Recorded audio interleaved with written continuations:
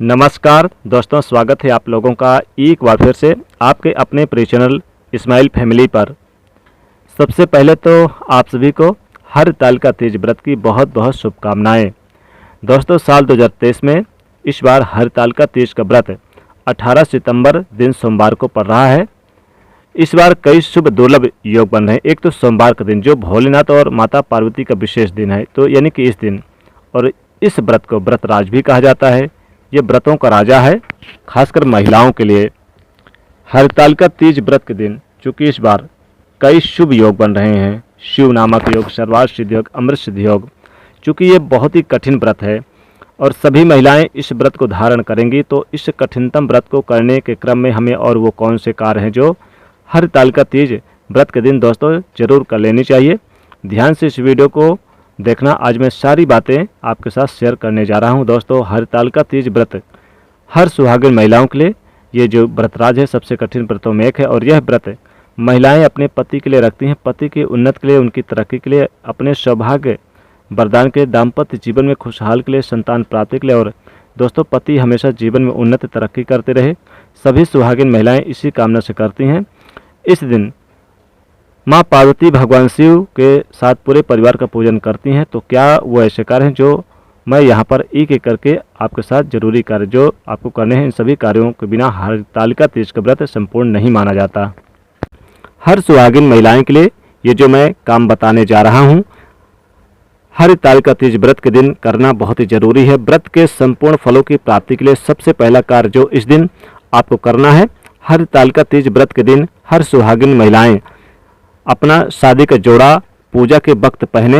अब देखिए यहाँ पर ये भी है कि शादी का जोड़ा पुराना हो गया, खराब हो गया, फट गया, नहीं है आपके पास, तब आप क्या करेंगे? तो ऐसे में उन महिलाओं के लिए ये जो शादी के साल में शुरू कर रही हैं, कम से कम 5 साल तक उनको अपने शादी के जोड़े को पहनाकर रखना चाहिए, यानी कि अपने पास रखना चाहिए और 5 साल तक कम से कम पहनना चाहिए।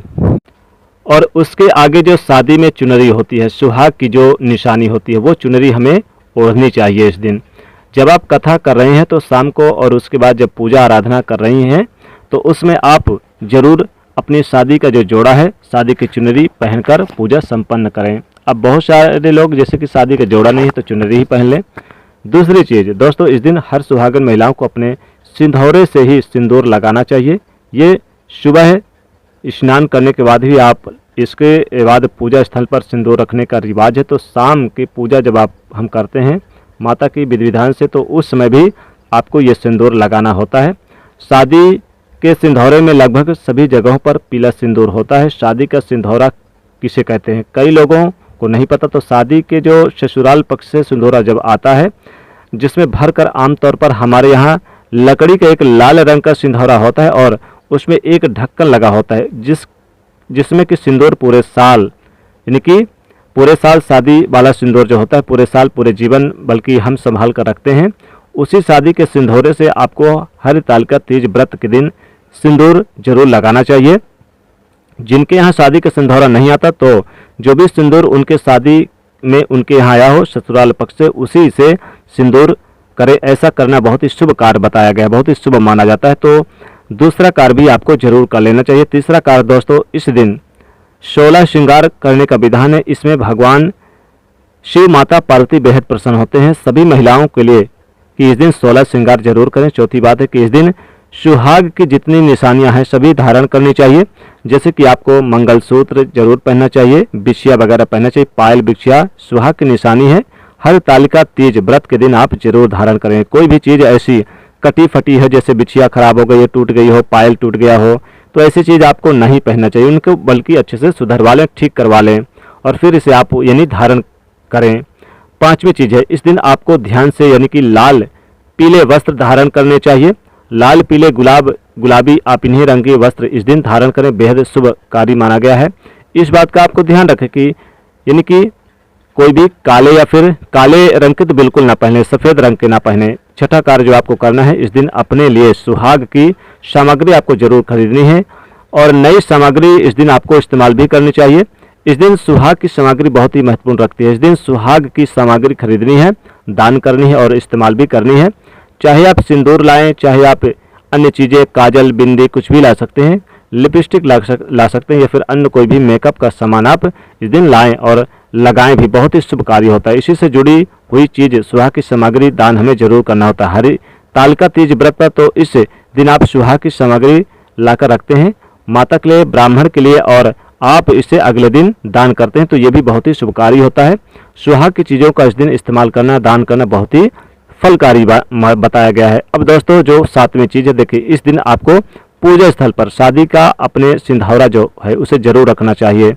ध्यान देकर जब आप शाम की पूजा कर रहे हो तो शादी का जो सिंधौरा है, जो सिंदूरदान है, उसे वहाँ पर रखें। इसी एकमात्र दिन होता है कि जब हम अपने शादी के सिंधौरे को पूजा के समय खोल कर रखते हैं।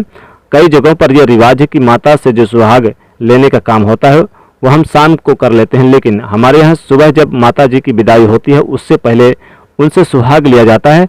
तो सुबह में जब हम माता से सुहाग लेते हैं तो शादी का सिंधौरा हम शाम के समय रखते हैं माता के सामने, और उसके बाद उसी सिंधौरे में जो माता की सिंदूर की डिब्बी है, जो सिंदूरदान है, उससे सुबह विसर्जन के पहले हम उससे सिंदूर 5 चुटकी आप माता के सिंधौरे में सिंदूर अपने सिंधौरे में रख लें, यानी कि सिंदूरदान अपने सिंधौरे में रख लें। इसी से सुहाग लेना बताया जाता है, इसे ही सुहाग लेना बोला जाता है। दोस्तों इस प्रकार जो 8वां कार्य है माता से सुहाग लेने का, आप जो सुबह के समय विसर्जन के पहले जरूर कर लें, फिर उसे सिंधौरे में साल भर आप चाहे तो सिंदूर कर सकते हैं।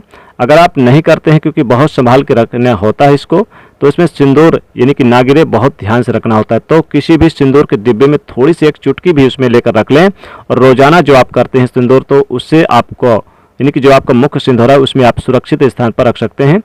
हरितालिका तीज व्रत में 10वां जो होता है उसे जरूर करना चाहिए। देखिए शाम की पूजा के समय, सुबह की पूजा, दोनों ही वक्त जब भी आप पूजा कर रहे हैं तो आपको इस पूरे मांग भर सिंदूर, मतलब कि सुहागिन महिलाएं जो होती हैं नाक से लेकर सिंदूर यानी कि ऊपर पूरी मांग सिंदूर लगाती हैं। देखिए आमतौर पर क्या होता है कि सिंदूर हम थोड़ा सा कर लेते हैं मांग के शुरुआत में, लेकिन कभी किसी भी व्रत त्यौहार, खासतौर पर जिस व्रत को हम सुहाग के लिए कर रहे हैं, खासकर हरितालिका तीज व्रत पति की तरक्की, आयु समृद्धि के लिए कर रहे हैं, तो उन व्रतों में पूरी मांग सिंदूर लगाने का ही महत्व बताया गया है।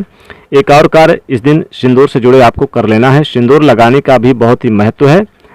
जब आपको कोई सिंदूर लगाए तो पलटकर उन्हें सिंदूर जरूर लगाएं, इससे भी सुहाग में वृद्धि होती है, पति के जीवन में उन्नत तरक्की होती है। तो इस कार्य को भी आपको जरूर करना है।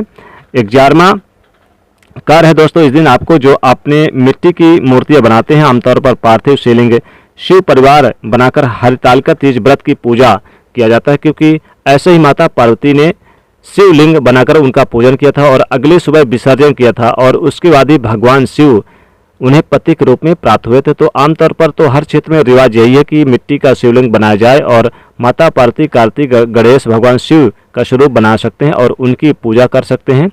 हम विधि विधान से उनकी पूजा हरितालिका तीज व्रत के दिन अगले दिन करके सुबह सूर्योदय के पहले उनका विसर्जन किया जाता है।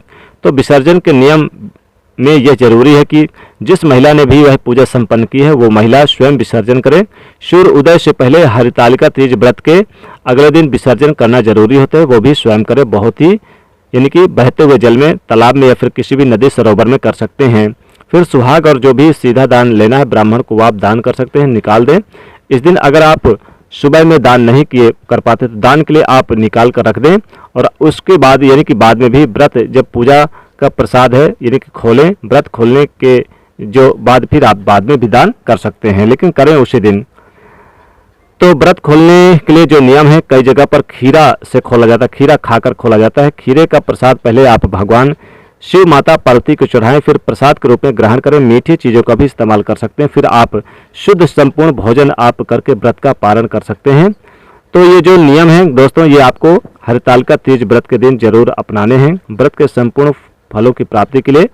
उम्मीद करता हूँ दोस्तों ये जानकारी आपको यानी कि पसंद आई होगी, जो आपके साथ मैंने शेयर की है। इसके उपयोगी और ये आपके लिए काफ़ी लाभकारी है। वीडियो पसंद आए तो लाइक कीजिएगा, सभी जगह परिवारजनों के बीच में, रिश्तेदारों के बीच में शेयर कीजिएगा। चैनल पर नए हैं तो इसी तरह जानकारी के लिए चैनल को सब्सक्राइब करना ना भूलें। धन्यवाद। जय शिव शंकर, जय मां पार्वती।